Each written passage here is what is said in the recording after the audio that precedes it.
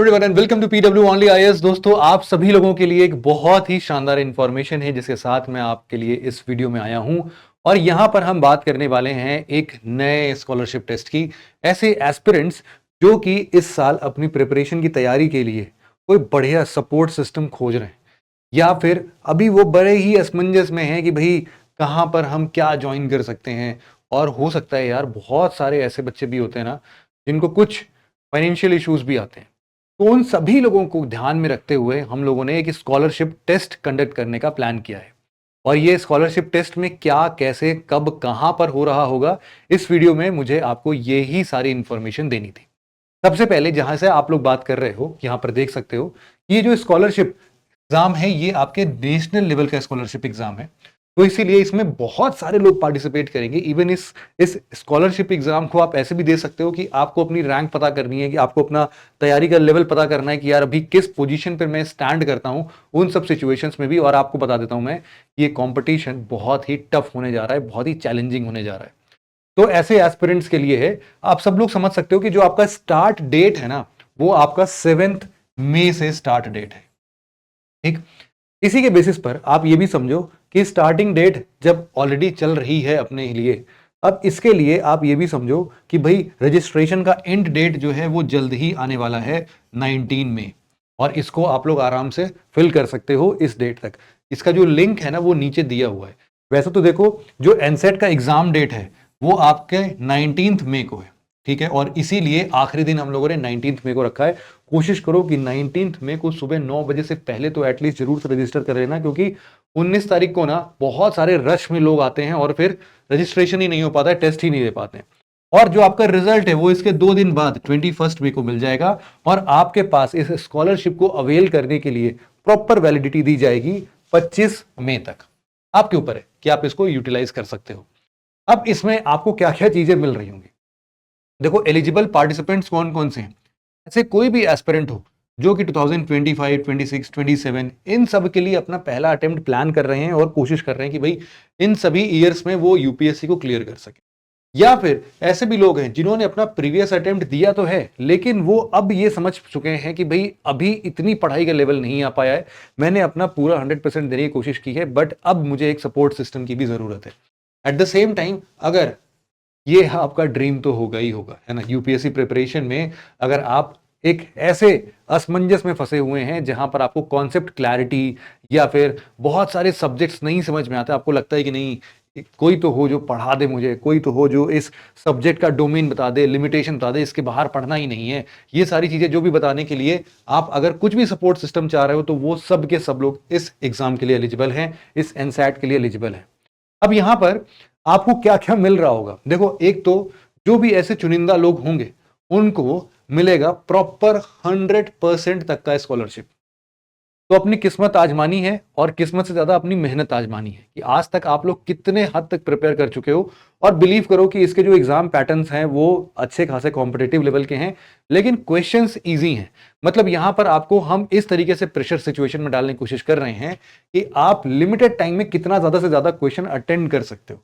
और आपको साथ में मिलेगा एक ऑल इंडिया रैंक, जिससे आप अपने प्रिपरेशन लेवल को भी जज कर सकते हो, और एट द सेम टाइम आप एक यूपीएससी जैसा एक माहौल पा सकते हो। क्यों ऐसा बोल रहा हूं, क्योंकि ये ऑनलाइन और ऑफलाइन दोनों जगहों पर अवेलेबल है। अब इसके बारे में बात करते हैं यार, ये ऑनलाइन ऑफलाइन का क्या चक्कर है, एग्जाम पैटर्न क्या होगा। एग्जाम पैटर्न आप लोग सुन के थोड़ा सा झटका आपको लगेगा कि भाई एग्जाम में जैसा आप लोग देख रहे हैं टोटल मिनट्स जो हैं वो हैं 60, लेकिन टोटल क्वेश्चंस जो हैं वो है 50। और 100 मार्क्स के ये जो 50 क्वेश्चन हैं, इसको आप लोग इंग्लिश और हिंदी ये दोनों लैंग्वेज में साथ में देख पाओगे। अब ये जो 60 मिनट में 50 क्वेश्चन लगाना है ना, इसमें आप सबको पता होना चाहिए वही यूपीएससी वाला पैटर्न कि अगर सही किया तो आपके 2 नंबर सही, अगर गलत किया तो भाई 0.66 गए, और अगर अनअटेम्प्टेड रहा तो कोई पेनल्टी नहीं लगेगी। लेकिन आपको ये पेपर बहुत ही शिद्दत से सिर्फ 1 घंटे देने हैं, अपने जिंदगी का 1 घंटा आजमाना है आपको। और ये किन कोर्सेज के लिए अप्लीकेबल होगा वो भी आप समझ लो। देखो, अगर आप लोग इस एग्जाम को ऑनलाइन मोड पर दे रहे होगे तो ये एग्जाम आपके यूपीएससी प्रारंभ बैच के लिए एप्लीकेबल होगा, जो कि 2027 के लिए प्रिपरेशन करा रहा है। और अगर आप ये एग्जाम हमारे ऑफलाइन सेंटर्स में आके देना चाहते हो, वो ऑफलाइन सेंटर्स कौन कौन से हैं उनके ऊपर भी बात कर लेते हैं, तो आप हमारे ऑफलाइन कोर्सेज के लिए एलिजिबल रहोगे। तो इसके बेसिस पर हम जरा एग्जाम के डिटेल पर आते हैं भाई, कौन कौन से सब्जेक्ट्स पर हम बात कर रहे होंगे। तो यहां पर आप देखना जरा, नंबर ऑफ क्वेश्चंस पहले से डिफाइंड है भाई। ज्योग्राफी और एनवायरमेंट से मिला के कुल 9 क्वेश्चन आएंगे। हिस्ट्री आर्ट एंड कल्चर से कुल 9 क्वेश्चन आएंगे। पॉलिटी से हमारे 6 क्वेश्चन आएंगे। इकोनॉमी से हमारे 6 क्वेश्चन आएंगे। साइंस टेक से हमारे 3 क्वेश्चन आएंगे। करंट अफेयर और आईआर से 7 क्वेश्चन और सी सैट से हमारे आएंगे 10 क्वेश्चन। कुल मिला के हो गए 50 क्वेश्चन, 100 नंबर के होंगे और इसी पर कट ऑफ डिफाइन होगा। अब एग्जाम का पैटर्न कैसा होगा, मान लो वो स्टूडेंट जो इसको ऑनलाइन देना चाहते हैं तो उसकी लिंक तो नीचे डिस्क्रिप्शन में ही दी हुई है, आप वहां पर क्लिक करके अपने आपको रजिस्टर भी कर लीजिए और उस दिन एग्जाम को दे दीजिएगा। ये है फॉर यूपीएससी प्रारंभ 2027। लेकिन जो यूपीएससी फाउंडेशन कोर्स 2025 में इंटरेस्टेड है, ये हमारा ऑफलाइन कोर्स है, ऑनलाइन ऑफलाइन कोर्स है यूपीएससी फाउंडेशन कोर्स। इसके लिए आप कौन कौन से सेंटर पर आ सकते हो, देखो यहां दिल्ली में पटेल नगर और मुखर्जी नगर तो आ सकते हो। इसके बाद लखनऊ, पटना, प्रयागराज, इंदौर, पुणे, श्रीनगर और भुवनेश्वर, इतने सारे सेंटर्स हम लोगों ने अरेंज किए हैं आपके लिए। इन सभी के एड्रेसेस जो हैं वो जैसे ही आप ये फॉर्म फिलअप करते हो आपको सारी डिटेल्स वगैरह मिल जाएंगी। टाइमिंग क्या होगी, देखो अगर आप लोग इसको ऑनलाइन देना चाहते हो, ऑनलाइन के लिए एक अच्छा खासा टाइम है। आप सुबह 19 मई को सुबह सुबह 9 बजे से लेके 9 बजे रात तक कभी भी दे सकते हो, 1 घंटे के टाइम में। मतलब अगर 9 बजे बैठते हो तो 9 से 10 पे खत्म हो जाएगा, 11 बजे बैठते हो तो 11 से 12 पे खत्म हो जाएगा। इस तरीके से आप रात में 9 बजे तक दे सकते हो। अगर आप वर्किंग एस्पिरेंट हो, कॉलेज जाते हो, तो उस हिसाब से अपना टाइम मैनेज कर सकते हो बहुत ईजिली। और जो ऑफलाइन एस्पिरेंट्स हैं, वो ऑफलाइन एस्पिरेंट्स के लिए ये टाइम फिक्स कर दिया गया है भाई। किसी भी सेंटर पर जाते हो, पटेल नगर, मुखर्जी नगर, लखनऊ, पटेल नगर, मुखर्जी नगर, लखनऊ, पटना, प्रयागराज, इंदौर, कहीं पर भी जाते हो, आपको एक स्लॉट मिल रहा है 10 से 11 बजे का और दूसरा स्लॉट मिल रहा है शाम में 4 से 5 बजे का। तो इन दोनों ही जगहों पर आपको जो भी सूटेबल लगे आप उन स्लॉट्स में आके इन सेंटर्स पर भी दे सकते हो।